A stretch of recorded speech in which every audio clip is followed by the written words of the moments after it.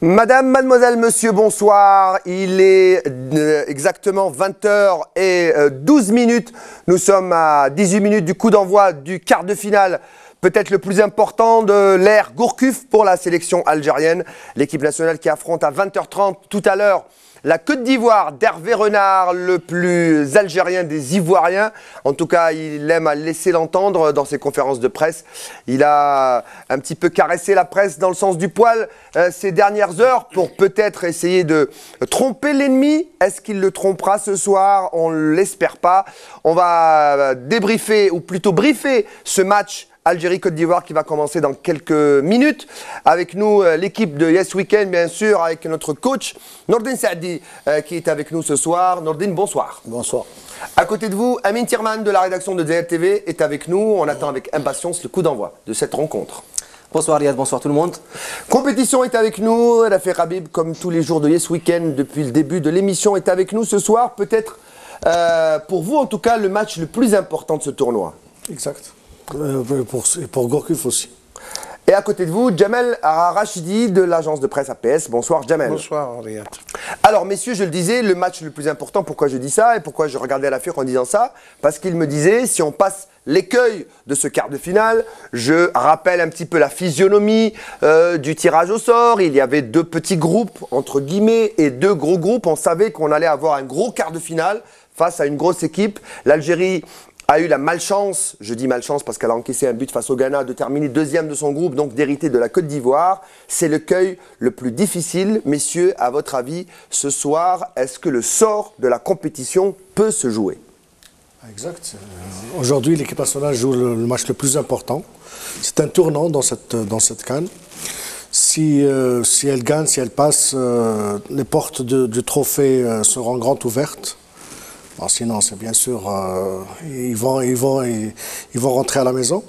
On dit ça parce que pour le moment, et selon tout ce qu'on a vu, il y a deux grosses équipes qui restent dans la course. Il y a le Ghana et la Côte d'Ivoire. Nous avons hérité de la Côte d'Ivoire, malheureusement. Le Ghana qui, je rappelle, a écrasé la Guinée tout à l'heure, 3-0, et qui passe en demi. Qui passe en demi, je dirais qu'ils ont très très bien géré leur match. Et ils ont géré ce match et celui de la demi-finale parce qu'ils ne sont pas beaucoup fatigués. Donc ils seront franchement frais d'espoir pour affronter la Guinée équatoriale en demi-finale. Jamel?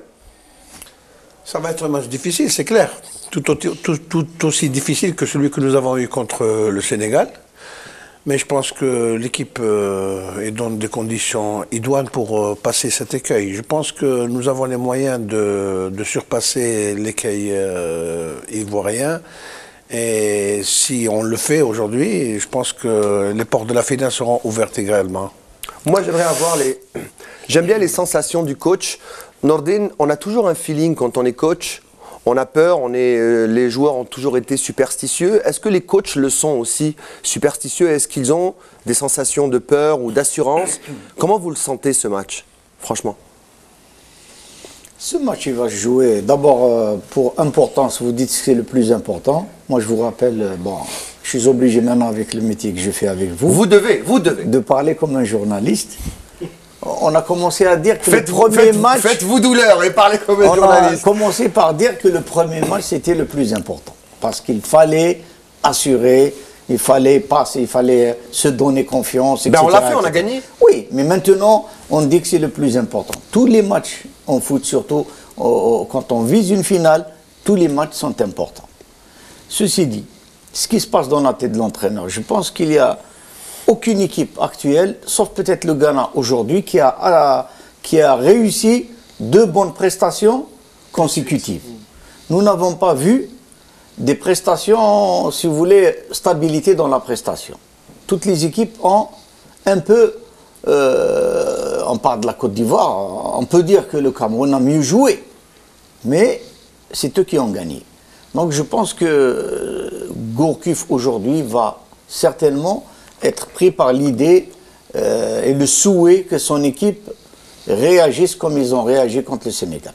Amin Tirman, cette équipe de Côte d'Ivoire et ce diable de Renard qui a concocté un 3-5-2 pour contrer l'équipe algérienne qui va jouer à l'offensive. C'est la façon de jouer de Gourcuff. Est-ce que ça veut dire que Renard va accepter de laisser jouer Gourcuff et l'attendre? De toute façon, connaissant Renard, c'est le contraire. En fait, c'est le contraire de Christian Gourcuff. C'est-à-dire qu'il fait son dispositif, c'est par rapport à l'équipe adverse, en fonction de l'adversaire. C'est ce qu'il fait. Il est rusé. Il porte bien son nom. Il porte très bien son nom. Il est vraiment rusé. C'est pour ça que je vous dis que, et là maintenant, du moment qu'il connaît très bien l'équipe nationale d'Algérie, puisqu'il l'a suivi, c'est un Français qui était dans le championnat de France, qui est passé par le championnat algérien.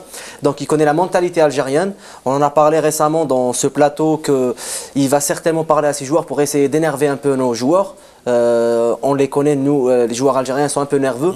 Donc moi, ce dont j'ai peur par rapport à Renard, c'est aussi sa communication avec ses joueurs. Avant chaque séance d'entraînement, on a vu les images, c'est quelqu'un qui communique beaucoup avec ses joueurs, à part ce petit problème qu'il y a eu entre lui et Djadjedje, le milieu de terrain de l'Olympique de Marseille. Donc oui, peut-être qu'il va il va jouer en fonction de l'équipe d'Algérie. Il va certainement miser sur les contre-attaques de ces joueurs très rapides qui sont Wilfried Bony, Gradel et Gervinho. Et Gervinho qu'on n'avait pas donné titulaire dans plusieurs sites aujourd'hui. Oui, et on l'a vu sur la feuille de match sur CAF Online en fin de journée. Mais pour revenir seulement à Renard, je crois qu'on lui donne un peu plus de considération qu'il en a. Hein, mais c'est bien, mais c'est bien. Moi je trouve que ça Rusé, Renard, c'est pas Renard, il porte pas son nom du tout. Non, 12 matchs, c'est pas... Il n'y a pas qu'un mathématicien en sélection nationale, il y a même un mathématicien dans les week-ends. On a tendance à trop gonfler la réputation de gens qui n'ont pas cette réputation en fait. Il est renard, il est rusé. Il n'y a pas de rusé. Aujourd'hui, on va voir la composition de la sélection de Gourcuff sur cet écran que Madi Haddad va nous montrer dans quelques instants et que Domingo, le temps de cadrer sa caméra. On vous dit tout sur Yes Weekend, bien évidemment, sur cet écran-là. Voilà, on va la voir dans quelques instants. C'est un 4-4-2 classique. C'est la même équipe qui a battu le Sénégal. On aime à dire, messieurs, qu'on ne change pas une équipe. On ne déroge pas. Il n'a pas voulu déroger. On ne change pas une équipe. 4-4-2 classique, je ne suis pas d'accord. Allez-y. 4 classique, Gourcuff. C'est un 4-4-2 à la Gourcuff. 4-4-2 à la Gourcuff parce qu'il s'entête, qu'il m'excuse le terme, à considérer Brahimi comme un attaquant. Pourquoi vous dites qu'il s'entête? Pour vous, c'est pas un attaquant? Pour moi, la meilleure équipe dans un 4-4-2 classique, c'est Brahimi à gauche et les deux attaquants. Dans ce cas-là, ça sera un 4-4-2 réellement classique.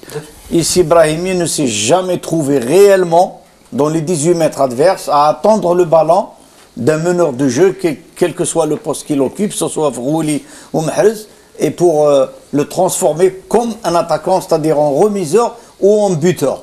Il est toujours derrière, donc moi je me souviens, tu fais parler à Habib, il a toujours dit, c'est un 4-2-3-1.